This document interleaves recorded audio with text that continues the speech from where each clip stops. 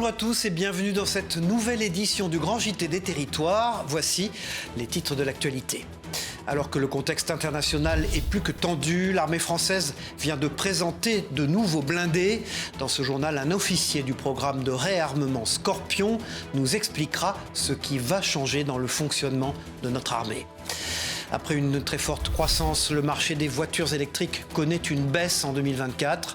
Notre partenaire LM TV Sarthe a voulu savoir pourquoi ce marché, qui était en vogue, connaît un coup d'arrêt. Réponse dans cette édition. Qui n'a pas connu un délai d'attente considérable aux urgences à l'hôpital. Dans ce journal également, vous découvrirez un centre médical de soins immédiats dans l'Aube.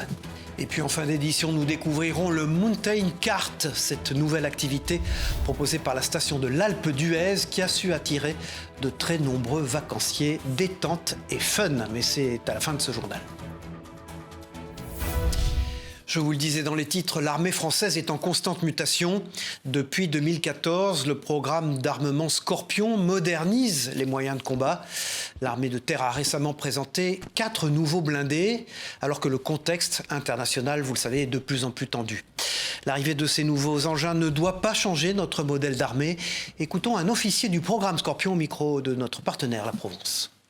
Bien sûr que ce qui est en train de se passer est peut-être un virage stratégique, bien sûr, mais c'est pas pour ça qu'on va révolutionner tout, parce que notre armée elle est cohérente et notre modèle d'armée est cohérent. Il faudra peut-être faire des efforts particuliers, bien sûr, pour s'adapter à tel type ou tel type de situation.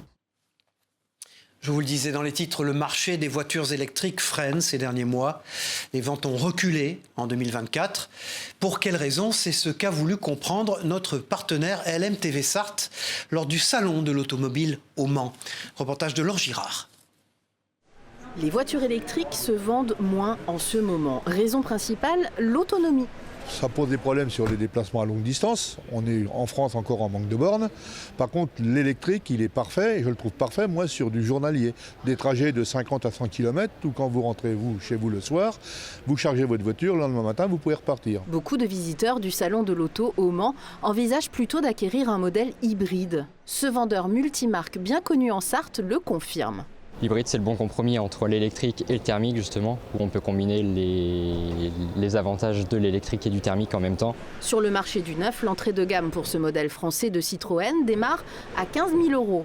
Mais les tarifs peuvent monter très vite, 23 000 € par exemple pour une Toyota familiale, voire beaucoup plus pour les marques multi-gadgets. Là, par exemple, s'il y a quelqu'un qui est garé assez proche, on peut avancer le véhicule pour monter dedans.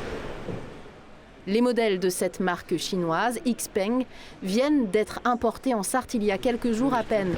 Le concessionnaire mise sur le haut de gamme et sur une autonomie de plus de 500 km à partir de 43 000 €. Souvent, on n'a même pas besoin de faire découvrir le produit. Les personnes s'intéressent maintenant avec les réseaux, connaissent déjà le produit et viennent directement en concession pour les commander. Enfin, il y a le contexte géopolitique qui fait chuter les ventes de Tesla en ce moment, avec son patron Elon Musk très polémique. L'actualité n'est pas très bonne. Mais l'électrique, de manière générale, ça peut vous intéresser, monsieur, vous, l'électrique? Oui, c'est une belle voiture, il n'y a pas de problème. La marque reste leader du marché français, devant Renault. L'émotion est grande ces dernières semaines en Corse après le meurtre de Chloé, une jeune fille de 18 ans. Partout sur l'île, des mouvements de soutien se sont créés et une manifestation anti-mafia a été organisée à Ajaccio. Écoutons les revendications de l'un des collectifs organisateurs de l'événement au micro de Télépaysé sur place. Assassins, mafieux, on n'en veut plus.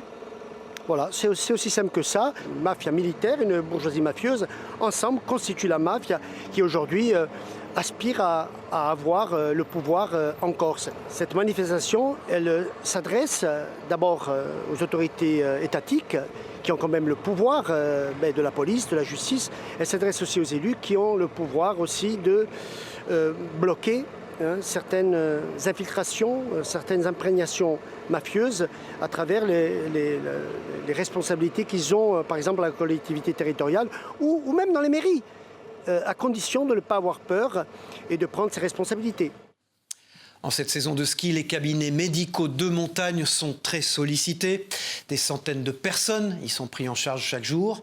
Cependant, une nouvelle convention sur les actes médicaux vient bouleverser leurs activités. Explication avec notre partenaire 8 Mont-Blanc, Fanny Savard. Il est 16h20, les pisteurs secouristes amènent une skieuse blessée. Comme elle, 10 000 patients sont pris en charge chaque année par le centre médical d'Avoria. Médecins, infirmières, kinésithérapeutes ou encore manipulateurs radio. Au total, une vingtaine de professionnels de santé assurent la permanence des soins 7 jours sur 7 grâce à du matériel performant. Mais depuis le 1er janvier 2025, le quotidien des médecins de montagne a été bouleversé par une toute nouvelle convention sur les actes médicaux. Parmi les éléments qui coincent aux yeux des professionnels, la suppression de la majoration des actes le dimanche et les jours fériés quand il y a plus d'un médecin d'inscrit sur le planning.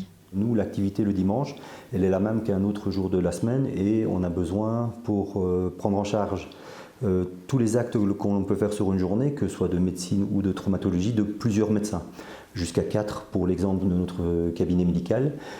Qui voit une centaine, voire 120 patients par jour, tous les jours de la semaine. Autre aberration dénoncée par les médecins de montagne, l'appel préalable au centre 15, suivi d'un passage aux urgences pour tout acte d'urgence qui pourrait pourtant être réalisé directement sur place. L'association des médecins de montagne s'est mobilisée en sollicitant différents acteurs comme les mairies, les caisses de sécurité sociale, les ARS ou encore le SAMU. D'autres élus se sont saisis de l'affaire, comme la sénatrice de Haute-Savoie Sylviane Noël, lors d'une question orale destinée au ministre de la Santé. Ces cas de traumatologie sont souvent graves et nécessitent une réactivité, une technicité qui se passerait d'obstacles administratifs et financiers. Pour l'heure, les médecins ont obtenu un accord tacite des directeurs de caisse pour continuer à appliquer les critères antérieurs à la Convention. Chaque année, on compte entre 120 et 140 000 accidents en station, dont une grande partie est prise en charge par les cabinets de montagne. Depuis plusieurs semaines, les supermarchés font face à une pénurie d'œufs. Cela impacte directement ces établissements et leurs clients. Alors pourquoi cette pénurie? C'est aussi le cas, vous allez le voir en Martinique, les explications de Via ATV sur place.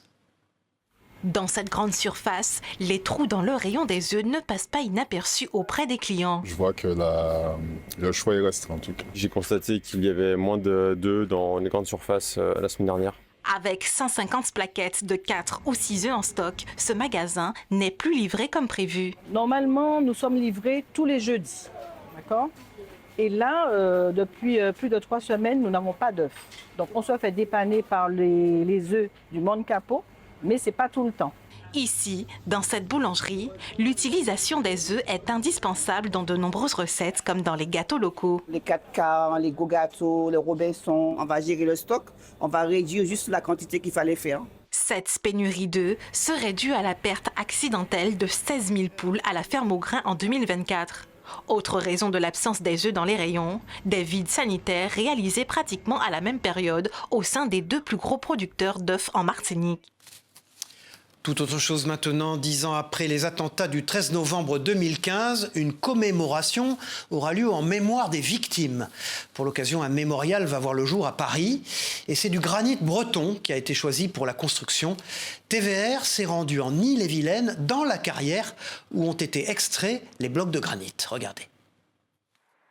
C'est à 70 mètres de profondeur que les blocs de granit destinés au mémorial des attentats de Paris ont été extraits de cette carrière de Lan-et-Lain. Pour le Bataclan, c'était vraiment des blocs de taille extraordinaire, c'est-à-dire des blocs qui faisaient jusqu'à 4 mètres, voire 5 mètres, et des blocs jusqu'à 40 tonnes. Donc c'est vraiment hors du commun parce qu'on a eu à faire pour ce projet-là. Cette commande de granit bleu de Lan-et-Lain et sa couleur sombre, unique au monde, a été pour les 30 employés une course contre la montre, lancée en juillet 2024. C'est vrai qu'on a réussi à les finir en temps et en heure. Donc pour nous maintenant, c'est de voir comment c'est là-bas à Paris. Ce projet hors norme a la symbolique particulière à souder les équipes. On était même très solidaires en équipe pour travailler sur ce projet parce que c'était vraiment une grosse émotion de voir un projet énorme. Ainsi, 2400 tonnes de blocs de granit ont été remontés, nettoyés et dûment sélectionnés. Il fallait chercher vraiment les blocs dans la carrière, il fallait surtout pas de veine. et puis une couleur uniforme, quoi. Pesant 40 tonnes à lui tout seul, ce bloc numéro 44, c'est le dernier extrait de la carrière prête à partir à la transformation. Il a, comme les autres, été sélectionné pour être aisément découpé et taillé aux dimensions voulues par l'architecte du jardin mémoriel des attentats de Paris de novembre 2015. C'est un fléau inquiétant et qui ne cesse de croître. La prostitution des mineurs prend de l'ampleur partout en France. Dans l'Hérault, par exemple, l'association de l'Amicale du Nid accompagne chaque année des centaines de jeunes femmes pour sortir de l'emprise des proxénètes. Sur place à Montpellier, via Occitanie. Une première approche sur les réseaux sociaux comme Snapchat, argent facile à faire. La fin est malheureusement souvent la même pour ces jeunes femmes, parfois âgées de moins de 18 ans, manipulées par des proxénètes peu scrupuleux. Une inscription forcée par chantage, menace sur des sites de prostitution où elles sont notées, référencées comme de la marchandise. 320 situations de ce genre ont été remontées en 5 ans au service des mineurs de l'Amicale du Nid de Montpellier, venant en aide aux victimes souhaitant sortir de cet engrenage. Le principe de l'exploitation sexuelle des mineurs, c'est que les proxénètes identifient les victimes les plus fragiles, donc celles qui ont déjà subi des violences sexuelles. Ils vont les rechercher là où elles sont, dans certains foyers, parfois à la rue, parfois dans même l'éducation nationale. Ils ont des stratégies de contrainte qui sont assez importantes aussi, des viols collectifs parfois. Un fléau qui touche en grande majorité les filles. 30% d'entre elles ont même moins de 15 ans. Les sortir de l'impasse n'est jamais simple. L'an dernier, les maraudes numériques du Nid visant à entrer en contact avec ces personnes pour déconstruire l'emprise du proxénète ont cherché à joindre 709 jeunes. Seuls 58 ont répondu. Au début, on allait avec notre mot prostitution et on se prenait des portes. Elle nous disait non mais moi je suis pas une pute, hein, ça va, etc. Ok. À partir du moment où on leur dit, voilà, on travaille avec des jeunes qui ont vécu des violences sexuelles. Ah ben j'en ai vécu. Est-ce que tu veux m'en parler? Parce que peut-être ça t'envahit, peut-être tu fais des cauchemars. C'est ça, travailler sur l'emprise, c'est faire nommer avec les jeunes exactement le déroulé un peu de cette rencontre, etc. Et souvent, d'elles-mêmes, elles se disent, ah, mais je me suis fait avoir là. Grâce à ces signalements ou au travail réalisé sur Internet par les salariés du service, 51 mineurs ont pu être accompagnés par l'Amicale du Nid l'an dernier.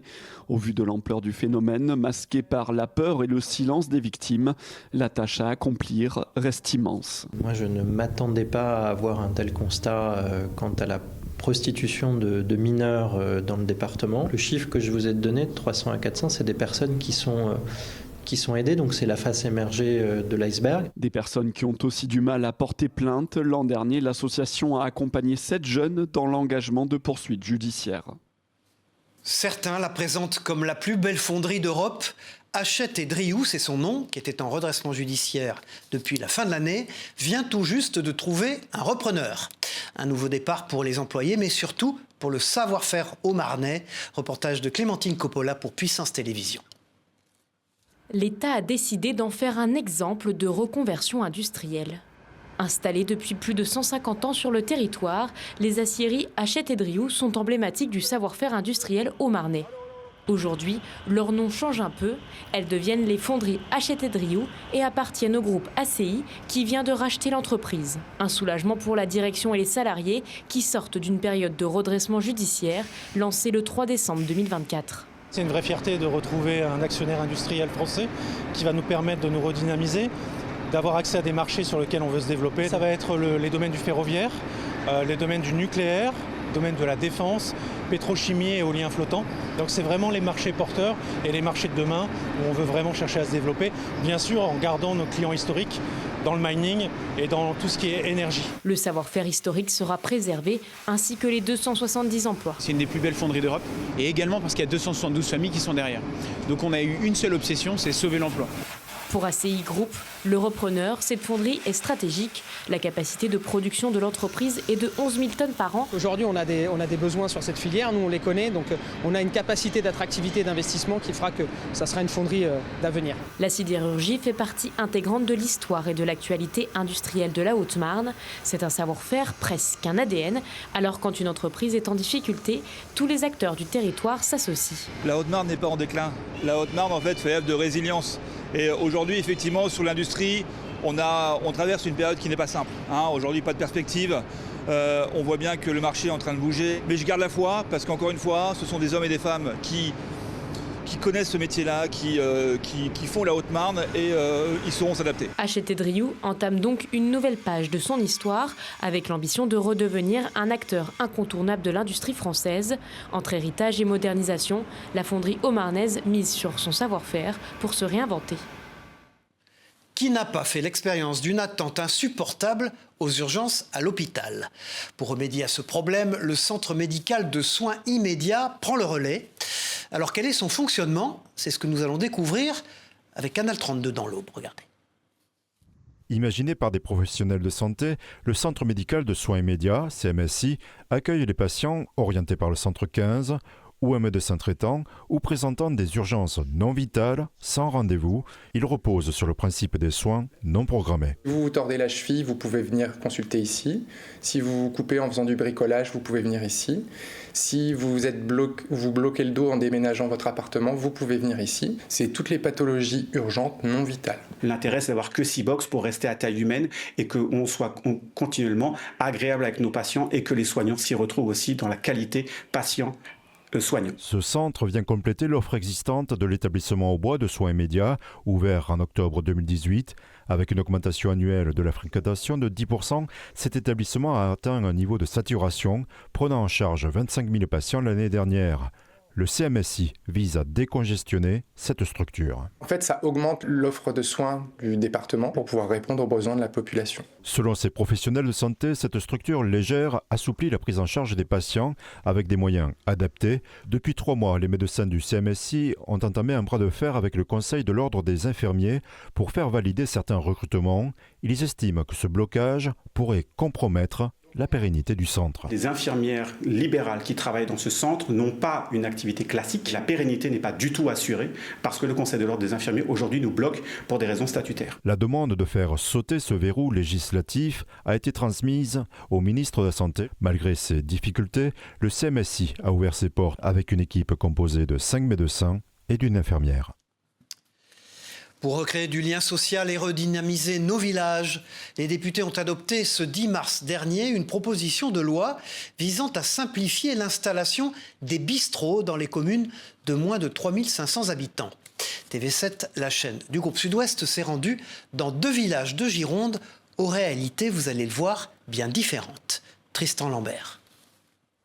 Pandora, petit village de 450 habitants près de Langon, une école, un pont, mais plus de bars ni de restaurants depuis une dizaine d'années. Il serait bien pour la commune qu'il y ait un espace où on puisse se poser un petit peu, boire un café, une limonade, boire l'apéritif. Les personnes qui demandent souvent l'installation de ce type de commerce, il faut qu'après ils les fréquentent, ce n'est pas souvent le cas. Des difficultés à faire vivre un commerce, mais aussi pour l'ouvrir. L'obtention de la licence 4, nécessaire pour vendre de l'alcool, s'avère parfois difficile. Pour y remédier, le député Guillaume Casparian propose une dérogation simplifiant les démarches. Une proposition de loi qui aurait de quoi redynamiser certaines petites communes. Pouvoir donner la chance à beaucoup de villages de pouvoir revivre. Et puis nous, on a eu la chance que la mairie était propriétaire de la licence 4. On a eu beaucoup plus de facilité aussi pour s'installer. Installé depuis novembre, c'est à Saint-Vivien de Montségur que ce couple a ouvert son restaurant suite à une annonce de SOS Village.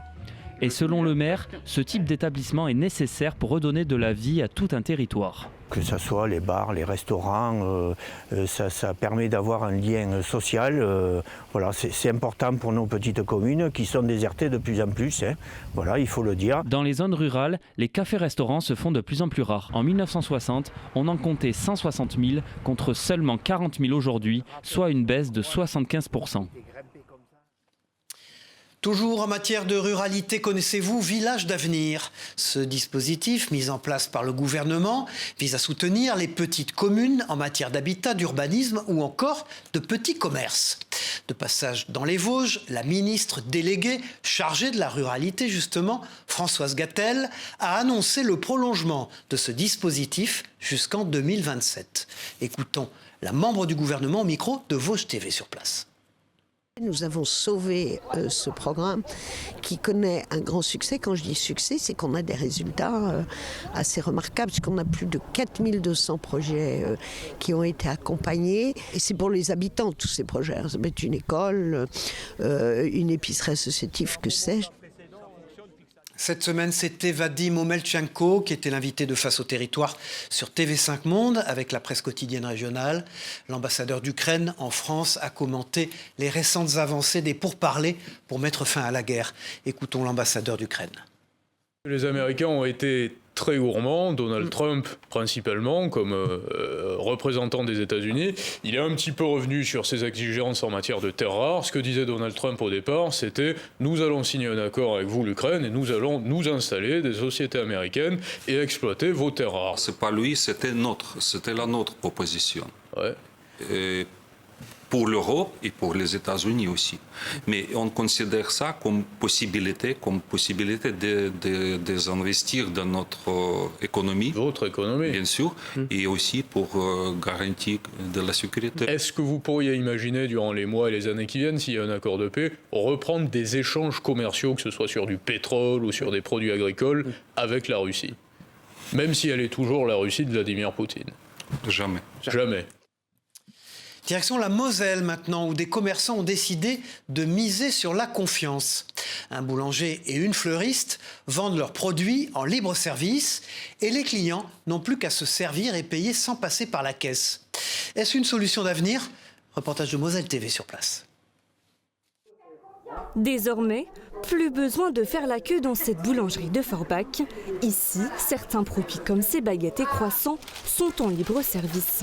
Il y a souvent une forte attente et des gens donc, qui n'ont pas le temps, qui ne venaient plus acheter leurs baguettes chez nous. Pour que les gens puissent gagner du temps, quelqu'un qui est pressé vient, n'a pas besoin de faire la queue, puis acheter sa baguette, son croissant et repartir. Le principe est simple, chacun prend ce dont il a besoin et dépose l'argent dans une tirelire prévue à cet effet. Un dispositif loin d'être ancré dans les mœurs, mais qui pourrait bien faire son chemin. Je viens de l'apprendre. Et qu'est-ce que vous pensez du principe? Ça peut être pas mal pour ceux qui en ont besoin. Oui, c'est plus rapide parce qu'il y a quand même pas mal de monde qui vient ici. À Faré-Bersviller, chez cette fleuriste, le concept existe depuis plus d'1 an. Quand elle s'absente, les clients peuvent acheter ses bouquets en toute liberté, à condition qu'ils possèdent un smartphone.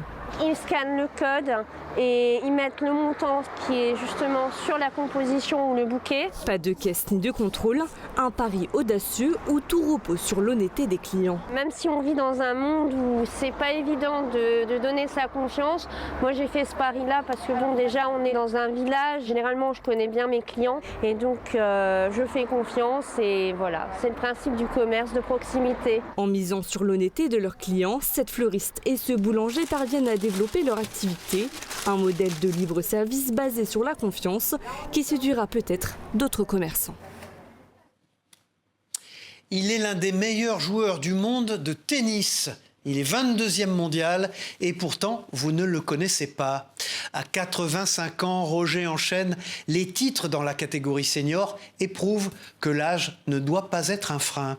TBO et TB Sud, les chaînes du Télégramme, ont rencontré ce champion tout à fait hors norme. Regardez. Ça, c'est championnat du monde. Alors voilà, championnat de France. Des médailles, Roger ne sait plus quoi en faire. L'octogénaire a pourtant commencé tard le tennis. J'ai commencé à 53 ans. Je suis Roger Nicolas, 22e mondial en plus de 85 ans. Quand je suis arrivé à Crozon, j'ai battu des gens qui ont dit qu'ils allaient arrêter le tennis. Il y en a 2 ou 3 qui ont arrêté le tennis, dégoûtés. Ils se demandaient comment c'était possible à 85 ans de courir comme ça. Et c'est difficile parce qu'il n'y a pas de vétérans ici, quoi. Je suis le seul vétéran. Il y a des vétérans, mais ils ne veulent pas jouer, quoi. Ils ne veulent pas parce qu'ils ont peur de... Ils ne veulent pas... Ils savent qu'ils ne gagneront pas, quoi. Malgré ses 85 ans, Roger s'entraîne 3 fois par semaine, une rigueur lui permettant de jouer au plus haut niveau. J'étais dans l'équipe de France des 80, mais pas 85 puisqu'il n'y en a pas. Je me bats pour ça, mais ils ne veulent pas. Ils ne veulent pas faire de 85, alors qu'on est assez nombreux, puisqu'il y a des pays comme l'Australie, les États-Unis, même les Japonais qui jouent au tennis, qui ont des catégories 85 et 90. Sa raquette, le secret de sa longévité selon Roger. Si je ne faisais pas de tennis, je serais déjà mort, quoi. J'aimerais bien mourir sur un terrain de tennis. C'est super, plutôt que de mourir dans un lit. Et puis finissons ce journal avec une dose de sensations fortes. L'Alpe d'Huez a proposé cette année une nouvelle activité à ses vacanciers, le Mountain Kart. Mais alors comment fonctionne ce kart des neiges? Télé Grenoble vous le fait essayer, regardez. Cette année, une toute nouvelle activité fait son apparition sur les pistes, le Mountain Kart. Ce concept inédit à l'Alpe d'Huez promet de faire monter l'adrénaline. C'est comme un petit siège avec 2 grosses roues derrière, un petit ski devant, et puis on a un petit guidon comme un vélo avec des freins à disque. Vous allez voir, dès que vous allez freiner, vous allez perdre un peu le contrôle, ça va drifter, ça va déraper, mais c'est assez marrant si vous n'allez pas trop vite. Ça reste rigolo. Pour vous orienter, vous avez le guidon. Je trouve que ça va être pas mal de pousser finalement avec le pied extérieur pour aider à tourner. C'est quoi un peu la différence entre le mountain kart et la luge? Je pense que le mountain kart c'est quand même plus précis avec le guidon. On a aussi 2 petits étriers qui aident beaucoup à se diriger. Alors que la luge finalement c'est qu'avec les freins qu'on peut s'orienter. Les riders s'apprêtent à dévaler la piste. Les premiers mètres sont prudents, mais très vite, les pilotes gagnent en confiance et enchaînent les virages.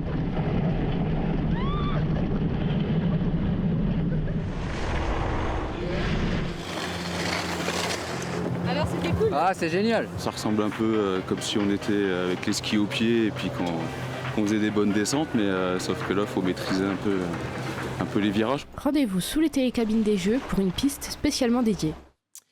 Voilà, c'est la fin de ce journal. Merci à vous de l'avoir suivi. On se retrouve très vite pour une nouvelle édition du Grand JT des Territoires. Au revoir à tous.